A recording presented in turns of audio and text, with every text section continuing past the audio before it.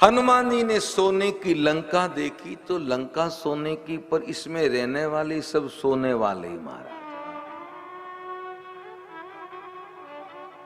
अब सोने वाले तो वहां इतने बड़े बड़े कि कुंभकर्ण जैसा 6 महीने सोता है, तो सभी सोने वाले। फिर भी हनुमान जी ने कहा सब सो रहे हैं, द्वार पे द्वारपाल तो हैं पर सभी मदिरा पी के मदमस्त होके सो रहे हैं, फिर भी अपने को सावधानी रखनी।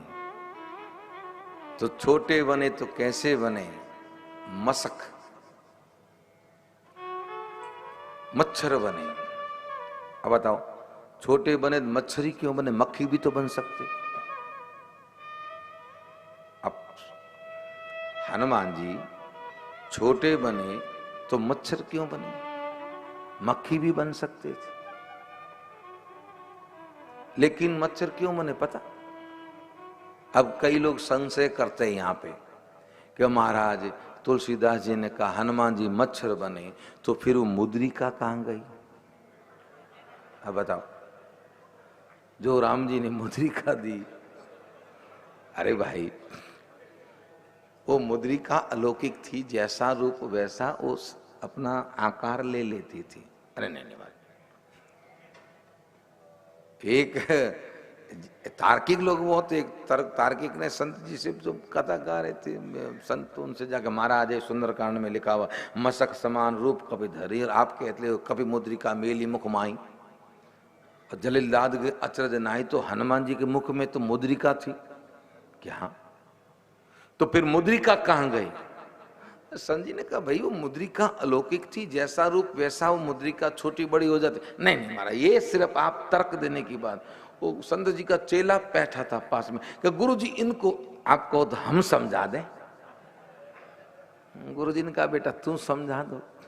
कई कई बार गुरुओं से नहीं समझा जाता ना, तो चेले समझा देते।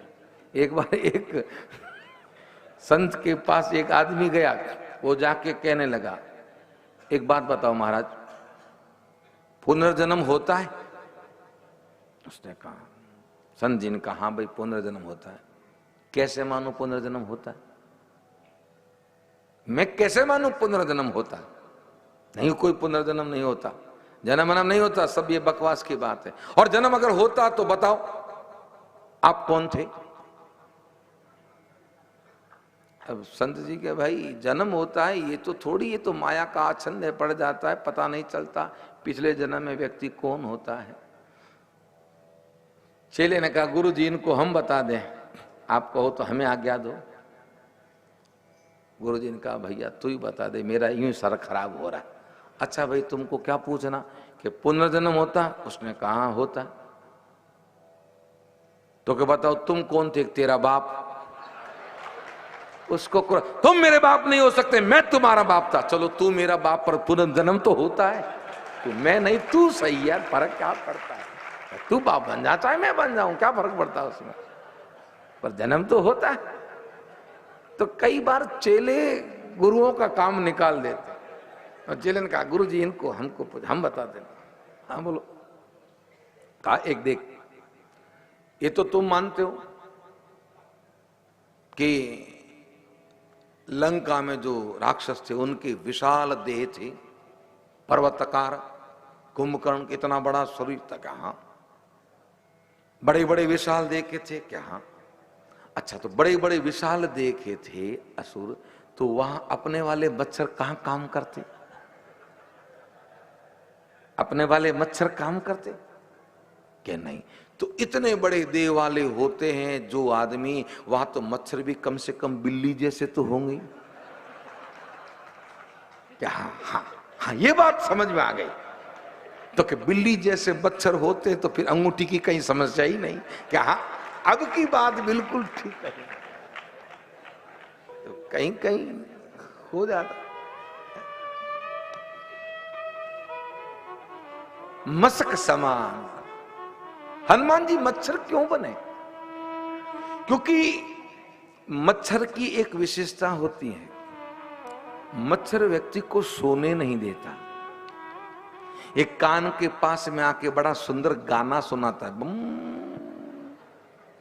पिछले जन्म का कोई गवैया रहा होगा, किसी ने सुना नहीं होता संगीत। कई गवैये होते हैं, कई शायरी वाले होते हैं, तो कई ऐसे बेसुरे होते हैं जिसको कोई सुने नहीं। एक आदमी गड्ढे में गिर गया, वो क्या निकालो निकालो, कोई निकाले ही नहीं। पास से एक आदमी जा रहा था, उसने देखा गड्ढे में गिर गया तो वो अंदर कूदा।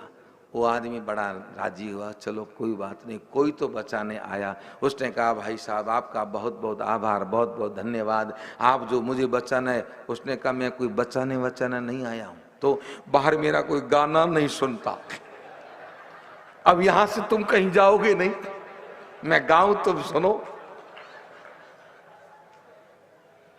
तो कोई पिछले जन्म के गवैये रहे हुए हों जिनका कोई गाना ना सुने, तो मच्छर कान के पास आके गाना गाता है, और गाना गाने पे भी अगर नहीं सुनता है तो फिर खून चूसता है, जगा जगा के गाना सुनाता है महाराज, सोए हो के जगाता है और खून चूसता है।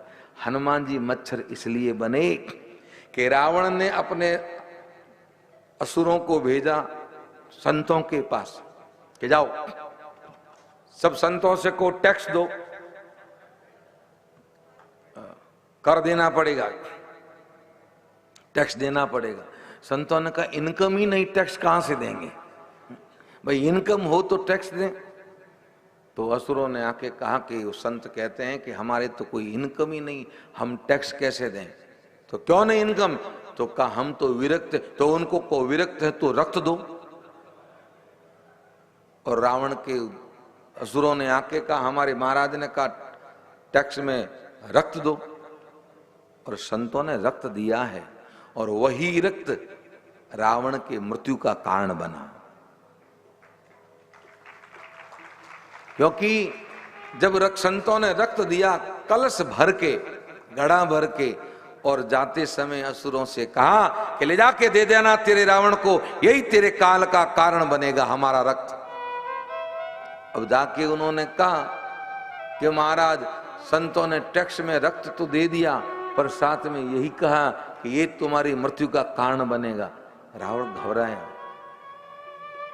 तो साथ में पास में जो सलाहकार थे उन्होंने कहा ऐसा नहीं हो महाराज कि संतों की इस रक्त से हमारे यहां रहने पे अकाल न पड़ जाए। तो का एक काम करो, जहां अति समृद्ध हो उस देश में ले जाके इसको बुर दो। तो जनकपुर की सरहद में लाके उस कलश को बुर दिया गया, और उसी कलश से मां जानकी जी का प्रागट्य हुआ, और वही रावण के विनाश का कारण बना।